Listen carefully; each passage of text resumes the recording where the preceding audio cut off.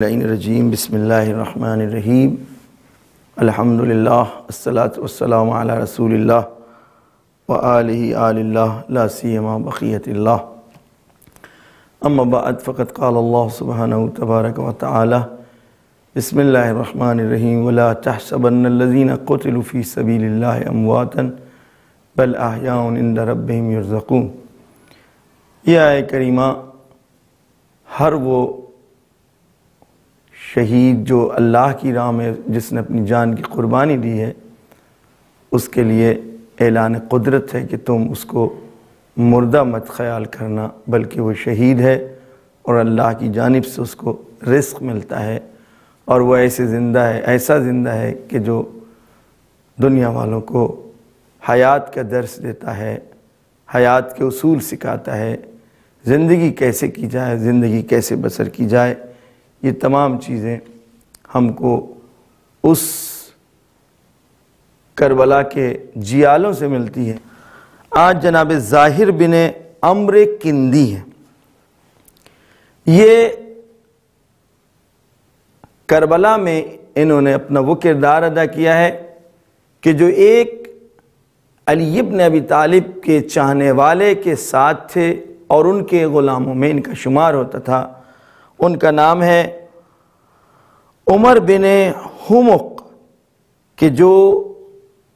شدت سے علی بن ابی طالب کے چاہنے والوں میں تھے، جنگ صفین میں آپ کے ساتھ تھے، اور جنگ صفین کے بعد جس وقت امیر شام کی طرف سے سازشیں رچی جانے لگیں اور سب و شتم کا سلسلہ شروع ہوا، ہمارے مولا کے خلاف لوگوں کو بہکایا جانے لگا اور اس وقت محبت علی جرم سمجھی جانے لگی، اس وقت جناب عمر بن حمق موصل کی پہاڑیوں کے اوپر آپ نے اپنی جان بچائی تاکہ وہاں پر محفوظ رہ کر اس محبت علی کے علیہ السلام کے کاروان اور قافلے کو بعد کی نسلوں تک پہنچایا جا سکے۔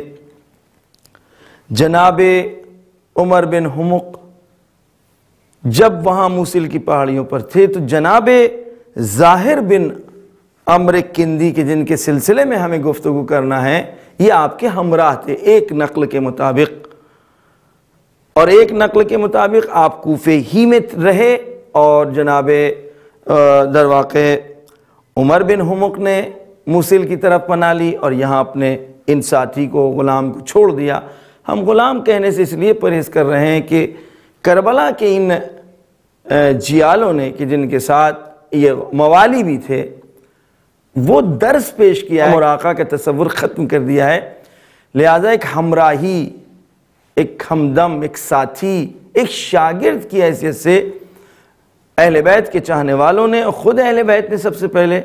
ان کی پرورش کی اور ان کی تربیت کی، لہذا کہتے ہیں کہ آپ موصل میں ساتھ میں تھے جب شام کی طرف سے وہ افراد پہنچے کہ جناب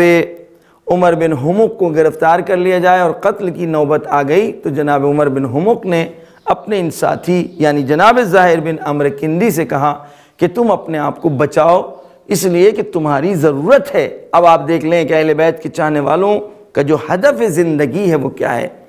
یعنی اس وقت احساساتی طور کے اوپر وہ بھی چاہتے تھے کہ ہم بھی اپنی جان قربان کر دیں، لیکن جناب عمر بن حمق نے فرمایا کہ نہیں، تم اپنے آپ کو بچاؤ، یہ صرف ہمارے پیچھے ہیں اور ہم کو مارنے اور ہم کو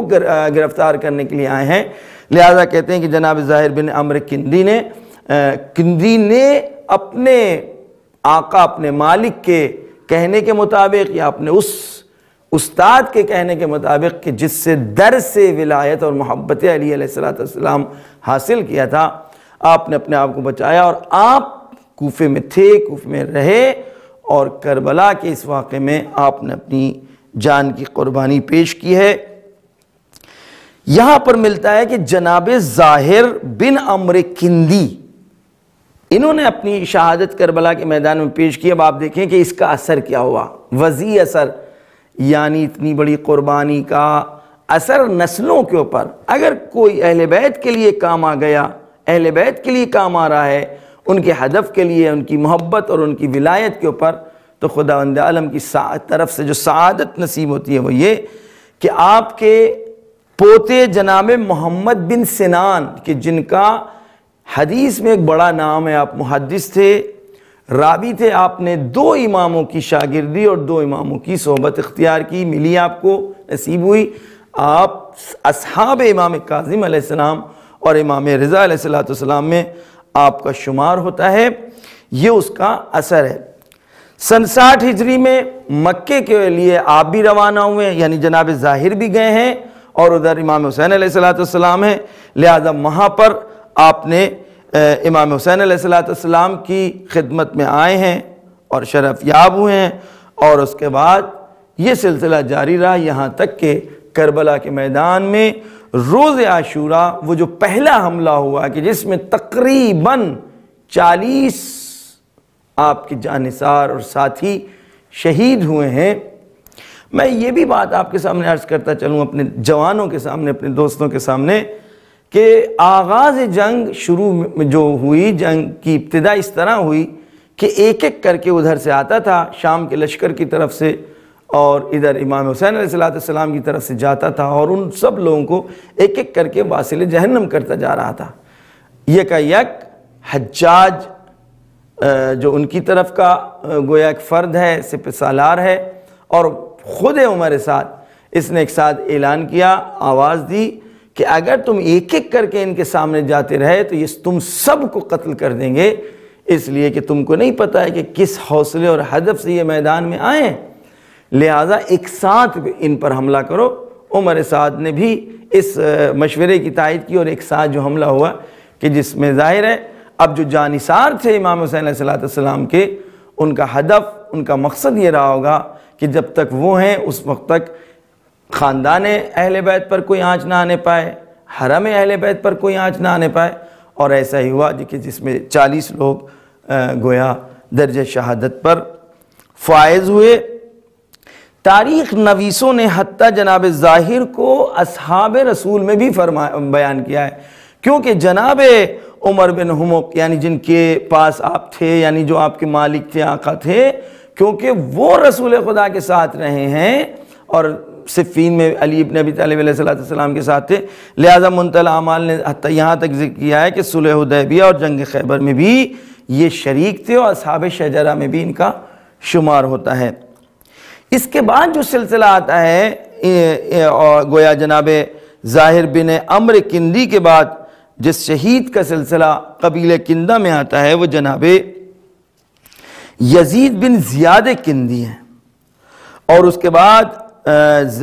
زہیر بن بشر خثعمی ہیں، یہ بھی یمنی ہیں، لیکن یہ خاندانی اعتبار سے ان کا سلسلہ خثعمی کہلاتا ہے۔ لہذا کندہ میں جناب یزید بن زیاد کہ جن کو جناب گویا اس زیارت ناہیہ میں آپ کو سلام بھی کیا گیا ہے، یہ بڑے بہادر تھے، بڑے شجاع تھے۔ آپ یزید بن زیاد کندی ابن محاصر ابو الشعشاع کند بہدلی ہیں۔ اصالتاً آپ بھی یمنی کہے جاتے ہیں، کوفے کے رہنے والوں میں ہیں۔ کہتے ہیں اتنے بہادر اور شریف النفس تھے کہ جب تک آپ کے پاس ایک بھی تیر رہا ہے، کربلا کے میدان میں کوئی آپ کے قریب نہیں آنے پایا۔ آپ کے پاس کمان میں گویا 100 تیر تھے، آپ نے 100 تیر میں 95 تیر جو ہے آپ کے ہدف پہ لگے ہیں، یعنی آپ نے دشمن کا نشانہ لیا ہے۔ بڑی عجیب بات تو یہ کہ امام حسین علیہ السلام نے جناب یزید بن زیاد کندی کے لیے دعا فرمائی ہے کہ پروردگارا ہمارے اس ساتھی کے ہر تیر کو ہدف تک پہنچا اور اس کے بدلے میں اس کی جزا میں جنت قرار دے۔ یہ ہے سعادت کربلا کے شہیدوں کی۔ اور جب ترکش کے وہ سارے تیر ختم ہو گئے،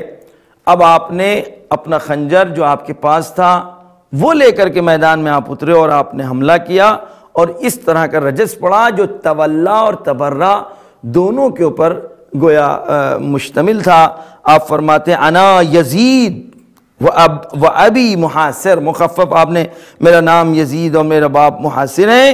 کأننی لیس بغیل خادر، میں ایسا مثل ایک شیر کے ہوں کہ جو بڑھ بڑھ کر کے حملہ کرتا ہے، اور اس کے بعد پھر آپ نے اسی رجز میں خدا کو خطاب کیا کہ جو ایک خاص امتیاز رہا ہے کربلا کے شہیدوں کا کہ ان کا معاملہ خدا کے ساتھ تھا، یا رب انی للحسین ناصر،